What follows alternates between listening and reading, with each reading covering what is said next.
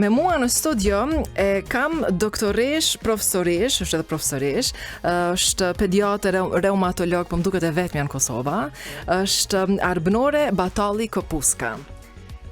E dashur, përshëndetje, mirë se erdhe. Përshëndetje dhe faleminderit për ftesën. Sa mirë që u koordinuam, dhe veç më duhet m'ja nol pak zonin. Kësaj që mos më u dëgju shumë, sa mirë që u koordinuam për sot pavarësisht punëve, obligimeve sa të shumta i pate, po gjete kohë me ardhur në studio. Si e sot? Si shkon dita sot? Faleminderit, mirë. Si çdo doktor, po më duket edhe jo nisni dita shumë herët. Po, ne fillojmë punën shumë herët, pra puna fillon prej orës 7 deri në ora 15. Po. Punoj në qendrën klinike universitare të Kosovës, gjithsesi në klinikën e pediatrisë, në repartin e reumatologjisë pediatrike. Gjitha do i themi, arsyeja e ftesës doktoresh që unë të kam bërë, është për një zbulim një diagnoze që ti e bëre tek një fëmijë, e që disa shtete të tjera nëpër Evropë nuk e gjeten. Po, ma vonë do të flasim, do të kthehemi për këtë. Ashtë vështirë me qenë doktoresh, se ti se e nis ditën, me njerë mendon për pacientët, mos të ka shkruaj dikosh, mos të ka telefonu dikosh, mendon për të tjerët, jo për veten. Po, Nora, është mjaft e vështirë që të jesh edhe femër, do më thonë grua, të jesh nan, të jesh doktoreshe e mirë, po edhe profesoreshe e mirë. Po. Pra, janë disa obligime në vete. Ne nuk e përfundojmë punën vetëm gjatë ditës sa jemi në klinik ose në ordinancën private, por si që tha dhe ti, neve na shkruajnë dhe ju përgjigjemi pacientave në çdo orë, sepse kuptohet, ata kanë nevojë për ndihmën tonë. Pavarësisht edhe nëse dikush shkruan gjatë natës ose në orët e hershme të mëngjesit. Normalisht nëse ndëgjon telefonin kuptohet që e kthen mesazhin sepse ata e kanë një hall. Po, që po drejtohet ty. Pra, të jesh grua, të jesh nan, është shumë e vështirë, sidomos kur janë fëmijët e vegjël dhe kur ata kanë nevojën sidomos për nana, sepse nana e dim që është shtylla e shtëpisë. Por që me mundi të madh ja dalim. E vërtet. Sa ata të presin ty, familja të pret ty. Edhe ish nuk pyet për ato lodhje që ti i pate. Gjatë krejt ditës me gjithë ata pacient. A mundohesh doktoresh pacientin me e prit me buzëqeshje? Kur të vjen, se misë edhe ai ka problemet e veta. Mundona edhe me buzëqeshje, edhe që hallin që e ka mos t'ja bëj shumë të madhe, në mënyrë që të relaksohen, sepse ne pediatrit gjithmonë nisemi nga vetja, sepse shumica prej nesh kemi fëmijë, edhe si na duket që për fëmijën tonë me na lehtësu mjeku, që me thonë se i kalon ajo smundje pavarësisht për çka është, edhe unë mundona gjithmonë me qenë me buzëqeshje. Normalisht që nga njerë gjithmonë njeriu nuk është i disponuar, por që mundohemi që gjithmonë t'i presim me buzëqeshje. Po, shumë mirë, se ja lehtëson pak. Po. Javën e kaluar kur ne e folëm, më the që për një diagnozë për me zbulu me gjeta është apo nuk është, ke pas ne të tëra pa gjumë. Po. Kjo tregon një doktori të përkushtuar ndaj punës, ndaj pacientit.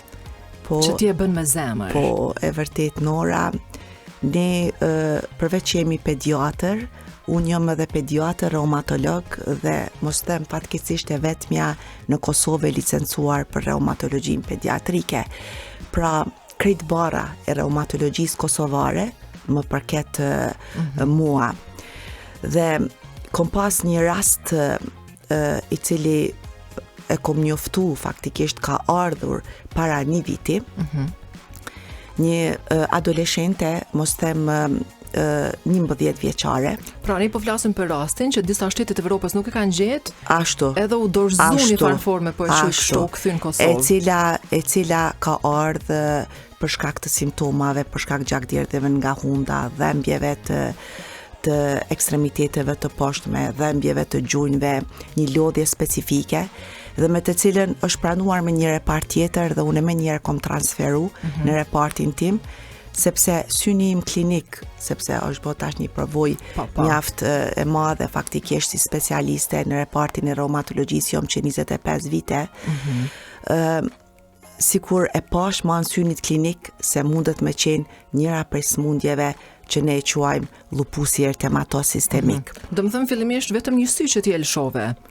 Vetëm një sy që kom lëshu, sepse edhe po të bisedojsh me nanën e të tregon, dhe më thonë, me një sy që kom thonë, kjo është për e partin tonë, që më vonë, normal do ta elaborojmë dhe do të shohim çka është në pyetje. Po, ne kemi marrë lihen prej nanës me fol për rastin, pas po e themi me emër fëmijën. Po, jo, s'ka nevojë, nuk ka nevojë me emër, dhe ajo kur vjen në repartin e reumatologjisë, faktikisht çka ka qenë esenca që krejt analizat të cilat janë specifike për atë sëmundje kanë qenë negative.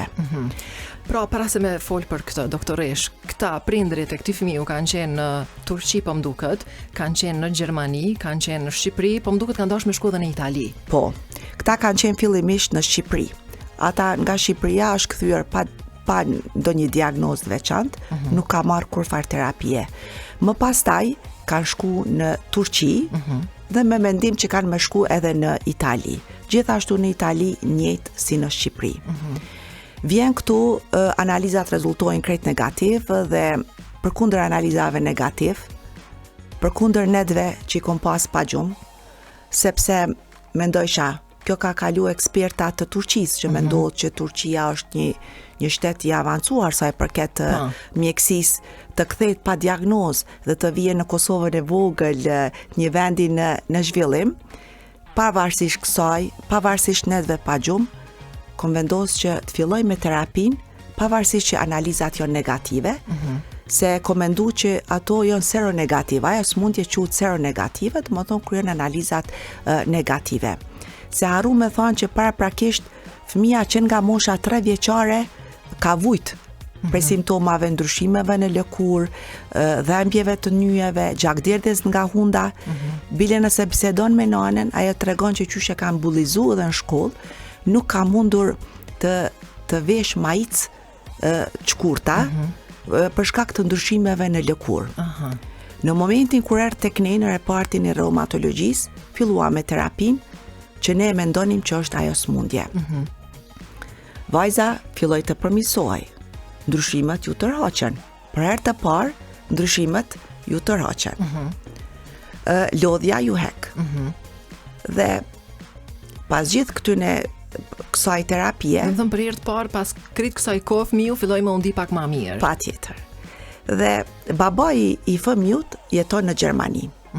Dhe normalisht kur ti je larg, pastaj edhe nuk ki besim. Po, pak shpreh skepticizëm, dyshime. E bënte një presion të vogël që nana së bashku me pacientën të shkonin në Gjermani edhe ta merrnin një mendim.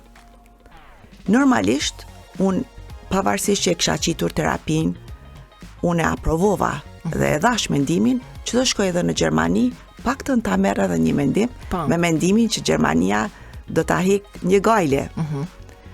Pas 2-3 muajve, nana vjen përsëri prej Gjermanisë. Gjermania thot, jo, ne nuk kemi fakte për këtë sëmundje, por sidoqoftë le të vazhdon terapia e pediatrit reumatolog. Pra ata nuk i gjetën, a? Jo, fare. Edhe pikrisht shkruan nuk kemi fakte për atë sëmundje, për lupusin ertematos sistemik. Dhe harrova të them që në fakt vajza i ka 4 sëmundje reumatizmale në një. E ka lupusin ertematos sistemik, e ka artritin reumatoid juvenil, e ka dermatitin, do më thonë atopik. Faktikisht i ka 3 sëmundje, 3 në një. Dhe ata nuk e gjejnë dhe nana thot, unë nuk do të shkoj më askum tjetër. Beson ty, do më thonë. Ti e mbretëresha jonë dhe beson në mua. A disa shumë e ke lehtësuar nënën ti. Dhe sepse unë e kom jap lirin, të lutem shko, sepse edhe unë pastaj do të flej më qetë, do e kem tërgjegjen më të pastër. Dhe çka ndodh, vjen nana dhe pas shumë analizave që çka nuk ka kujtu i kemi realizuar te nana, pas 7 vite dalin pozitiv ato analizat të cilat janë specifike për lupusin ertematos sistemik. Do më thonë që është një sëmundje autoimune. Dolën pozitiv. Nana u gëzua pa mos. Jo pse i dolën pozitiv dhe pse është e smur vajza, po pse u konfirmu diagnoza doktoreshës. Dhe tashmë nuk do të ketë as hezitimin më të vogël A din sa shumë doktoresh ju ndihmon prindve që po na dëgjojnë tash, që mos me hezitu me ardhur tek ty edhe mos me hezitu me besu në mjekësinë tonë doktor që i kemi ne. Mund me thonë që viti 2025, përveç sukseseve të tjera që i kemi pas në vitet paraprake, ka qenë viti i përmbushjes time profesionale. Sa mirë. Do më thonë, kur e kujtoju në këtë vit, sepse thash edhe ma herët normalisht që kom kalu net pa gjumë, po ato net pa gjumë mu ka shpërbly në fund me diagnostikimin e vajzës. Që e gjete, se gjysma të kesh që thot populli u shkur e gjenë, din se me trajtu. Në këtë raste, doktoresh, a ju shkruhet gjermanëve me ju thonë që se ju se keni gjetë, që se që kjo është? A i ndihmonin këtë raste njëri tjetrit ajo? Jo, nuk kam përket mua që ti shkruj gjermanit, mirë po nana, sikur i ka bërë disa, mos të më thojza, provokime, në më thonë, po ata janë tipa të tillë, të cilët pa dalë analiza pozitiv, ata nuk e thonë që është smundja. Në më thonë, e kanë mënyrën e të trajtuarit të tillë. A ka shumë fëmijë me smundje të tilla që ti i trajton sot? Ka shumë fëmijë dhe pa dashur t'i friksojmë popullin, në më thonë, këto gjitha quhen smundje autoimune. Spjegoja pak autoimune, këta që nuk e spjegoj. Smundje autoimune quhet kur shkaktari nuk dihet, por do më thonë organizmin ton e lufton vetë organizmi. Sepse i llogarit qelizat e veta si të huaja. Pse ndodh kjo? Kjo ndodh në një moment të saktuar kur imuniteti komprimitohet ose zvoglohet imuniteti dhe organizmi ynë e gjuan organizmin faktikisht të vetin dhe percepton si të huaj. Më thonë nuk e nje organizmin e vetë. E lufton, si që thati, organizmin e vetë. Pra, fëmijët, kur vinë në të shtetit po flasim, se ka njëherë kanë dyshime dhe të shtetit, sa mirë që drejtohen, jo vetëm gjithmonë veç në privat. Po, pa tjetër. Pranohen me një mirësjellje shumë të mirë. Pa tjetër. Do më thonë kemi shumë fëmijë të cilët vinë normalisht në qendrën klinike universitare me të cilën ofrohen shumë shërbime, klinika pediatrisë ku janë disa reparte faktikisht dhe ofrohen shërbimet në diagnostikimin e smundjeve të fillu më shpesh aromatizmale e deri te smundjet e rralla reumatike. Ofrohet një shërbim shumë cilësor. Një fëmijë reumatik kaq i vogël ka reumen? Një fëmijë reumatik, si që thash, për shkak në një faktori genetik, mundet me qenë, në dy komprimi, pa tjetër. Edhe pse i vogël indikon. Pa tjetër, gjithmonë e kërkojmë edhe anamnezën. A ka pas dikush smundje autoimune dhe ja spjegojmë kush bën pjesë. Një smundje autoimune për shembull është dhe psorioza, është smundje e lëkurës, ku nuk dihet shkaktari. Një smundje autoimune edhe janë dhe smundjet për shembull tiroiditi Hashimoto, gjandra, smundjet e gjandrave. Këto vitet të fundit, doktoresh. Po, për këtë arsye mund të themi lirisht që smundjet autoimune janë smundjet në thojza moderne të shekullit. Sidomos në 10 vjeçarin e fundit e kemi një rritje shumë të madhe edhe te fëmijët dhe adoleshenca. Me pa gjandrën tiroide ti kështu me sy, a dallon që dikush vun ajo? Te disa dalloj. A mos po dallon ton diçka? Jo. Jo, është qërë. Ti mirë po dukesh. Okej, faleminderit. Pra, me prindrit komunikimi doktoresh çfarë është kur vinë? Si për shembull rasti i kësaj nënës me këtë fëmijë me vite që është endë prej një shtetin tjetër. Baza elementare, mos them qelsi kryesor, është komunikimi. Prindër, mjek. Nëse nuk ka komunikim të mirëfillt, atëherë edhe qasja, edhe diagnostikimi edhe mjekimi është më problematik. Gjithmonë duhet të spjegohet prindrit se në çka po dyshojmë. Normalisht që nuk është e lehtë të diagnostikohen smundjet autoimune, sepse në shumicën e rasteve nuk ka test specifik laboratorik me thënë a është kjo smundje apo kjo smundje. Por duhet të bisedohet, duhet t'ju shpjegohet se çka kemi qitë prej terapisë, cilat janë efektet anësore të terapisë, por mos them që kemi edhe disa lloje të terapisë që janë substancat biologjike, që ju spjegojmë cilat janë benefitet dhe cilat janë efektet anësore, dhe që duhet ta marrë vendimin edhe prindit të nënshkruaj që në mënyrë të fillon terapia për shembull me substanca biologjike. Po. A është vërtet doktoresh që nëse fëmiu i dikujt po vun sot prej gripit, ku diun, ose na i ndezje në fët që mundet me t'i prek edhe nyjet në të ardhmen? Po, mundet me që prek. Që thë populli mundesh mja pa sherrin? Po. Ajo ka të bëjë me streptokokun beta hemolitik të grupit A, i cili është karakteristik sidomos te fëmijët dhe adoleshentët me tonsilla apo bajame hipertrofike të rritura, të cilët smuan shpesh prej fytit dhe që izolohet streptokoku beta hemolitik i grupit A. Normalisht që jo çdo streptokok i prek nyjet ose shkakton reum, ne atë reum e quajmë ethja reumatike, e cila ka qenë shumë më shpesht në vitet para 20 vite. Tash, fal mjekimit mirë që e bëjnë mjekët, fal vedisimit të popullatës, që te rastet me kur fytin e kanë me qelp të anginat llakunare, paraqiten te mjeku, numri i këtyne fëmijëve ka rënë dukshëm. Për shembull, në temën që e kam pas në magjistraturën time rreth ethës reumatike, para 25 viteve, për një muaj ka pas 15 raste me ethë reumatike. Sot, për një vjet, nuk e dia, i kemi 3-4 raste me ethë reumatike. Sa mirë që ka rënë numri. Por që fatkeqësisht e kemi shtimin e artritit reumatoid juvenil, lupusit erythematos sistemik dhe smundjeve të tjera të cilat janë më të vështira. Problem pak. Po. Pra, prindërit që na dëgjojnë tash, nëse fëmiu i tyre është keq diçka prej fytit, na i ndezje, ku diun, nuk është mirë me e lënë shumë gjatë nëse sheqës po i kalon. Normalisht. Do të me e trajtu. Nuk është mirë me shku në barnatore, edhe me thonë po i dhem fyti, edhe më jep një antibiotik. Jo çdo antibiotik e asgjëson streptokokun beta hemolitik të grupit A.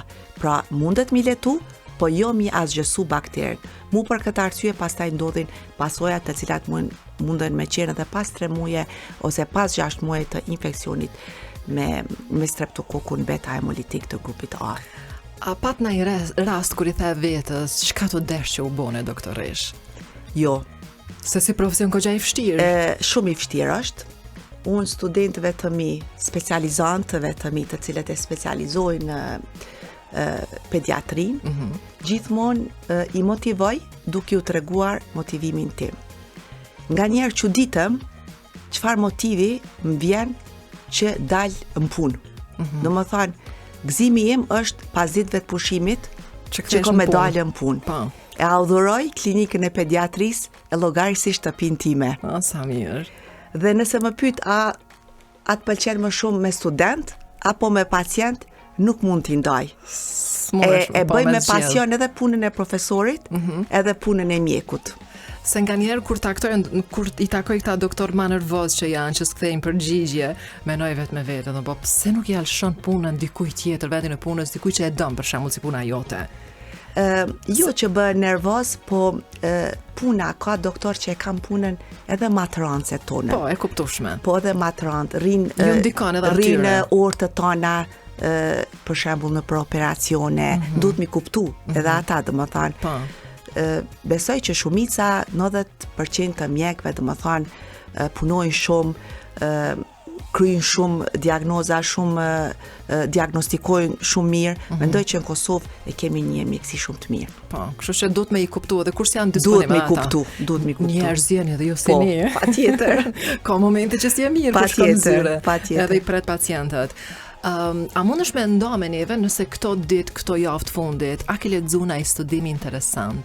Diçka që shka ndodhur në përbote që ne nuk e di mende. Ne patjetër në ora jemi update leximeve dhe meta-analizave të ndryshme. Sa mirë, që i përcjell çfarë ndodh krejt botën. Patjetër, kjo është detyrimisht patjetër sepse ne do të mbesim mbrapa. Tash ne i lexojmë për shembull studimet e fundit, për shembull 2025, edhe normalisht simptomatologjin, përvoja tona dhe meta-analizat e fundit, mandej do më thonë, kreti kombinojmë edhe bëjmë trajtimin sipas protokolleve apo guideline-ave të fundit të vitit që jemi. Po, sa mirë. A ke, po them kështu, defekt profesional, kur je dika me një udhtim, edhe e shed dika me naj fëmi, ku dion nëse ti vëren diçka që... Me njerë. Mi a thonë. Me njerë. Mos. Me njerë. Për shembull, kur jemi në deti, isho prind me fëmijë të vegjël, ora 12, nuk i kanë vendos lene që i kanë qitë në orën që nuk duhet. Po, pika i ditës, por nuk kanë as kapel të vendosun. Po. Me njerë shkoj të prindrit, nuk e di a kom të drejta jo, por shkoj i thëm, lutëm një kapel ose futën në çadër, po e kom Si e presin prindrit, se janë disa që se presin mirë, po, në përgjithësi kështu. Shumica presin, faleminderit. Unë i them, prezentona, jam pediatër, e tu kisha lutë vendosja një kapel, se është pika diellit. Po, okej. Ti si doktoresh ju beson doktorëve tonë, po? Po. Sa është nevoja me dalja shkufive? Po. Unë absolutikisht besoj në mjekësinë kosovare. Shumë kom besim te doktorat tonë. Po, e lexova dika si informacion që thanë është shtu numri aty në kardiologji që po shkojnë për kësa lloj kontrollesh rutin, rasti shpat kasapit që ndodh, e tash trinjet janë vedisu që duhet me kontrollu veten. Nuk do të thonë që je i riti edhe po, patjetër bile një nanë e cila e ka sjell fëmijën te unë kontroll, rastësisht shkon te një kardiolog për qef e bën një ekzaminim. Ç'fëmijët, ha? Jo, të vetës. Të vetës. Dhe aty del që zemrën e ka një kardiomiopati, një zemër zgjeruar, prandaj duhet të bën edhe sa i përket kardiologjisë, të më thënë, duhet të bën ekzaminimet rutinore. Po, dhe unë kom dëgjuar nga rasti i që është rrit pak numri. Fatkeqësisht i këngëtarit. Ti nuk shkove jo, ha? Unë shkoj nga njerë. Se thash mos më s'kam nevojë. Shkoj edhe pse jo, nuk them ashtu, edhe pse ne doktorët e kemi, mos them thoj za një tëmit nga friga, se mos po del diçka. Mos po na del diçka, sikur nuk dojmë të dim. Mos. Po, nga një herë. Por jo, unë shkoj. Sa mirë. Po. Më vjen mirë. Si po shkojnë ligjërimet? Si janë studentët? Studentët janë shumë të mirë. Janë të ndëgjushëm. Janë në provime, janë secili më i mirë se tjetri. Sigurisht tash mundësia përveç librave, për shembull, mundësia e leximit gjithka. Unë mendoj që kemi një rini shumë të mirë. E zgjerojnë diapazonin e tyre. Doktora shumë të mirë. Po, a ke lexuar një barsolet që po sillen në rrjetet sociale, që thot kap mëso vetë se doktorat po e pyesin ChatGPT-n. Studentët e ëndshëm. Mu vjen keq prej disa prindërve që po bazohen, domethënë, mu ndodhi një prindër me fëmijën, edhe për një sirup, tha po ish bimor. Ta që gabim ta ka tregu, ta kum lexuar ChatGPT. Po, edhe ka dhënë informacione të gabueshme. Edhe ka dhënë informacione të gabueshme. Kështu që doktoresha e ke pa nëse ti nuk ndihesh mirë njeriu për shembull, se ka plot edhe që po na dëgjojnë tash që kanë provu edhe futen në internet aty në Google, shkruajnë se si po ndihet, pa dal smut njeriu është e pamundur. Për ata dhe plot doktorë dhe në këto emisione kanë thënë që nuk bën përmes internetit me marr informacion. Jo, nuk se bën. dalin lloj-lloj simptome ti mandej ndihesh për një më keq. Kjo na ka ndodhur neve si student kur kemi qenë duke mësuar një lëndë, edhe jemi ndjerë si të smur. Kur kemi lexu simptomet, jemi ndjerë si të smur.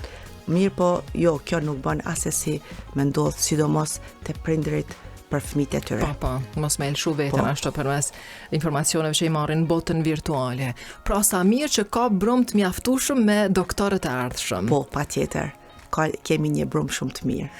A thuhet ende se ma nuk kam informacion që është shumë vështirë me u regjistru në fakultet mjekësisë? A është ende ky mit ajo? Nora, dëgjo.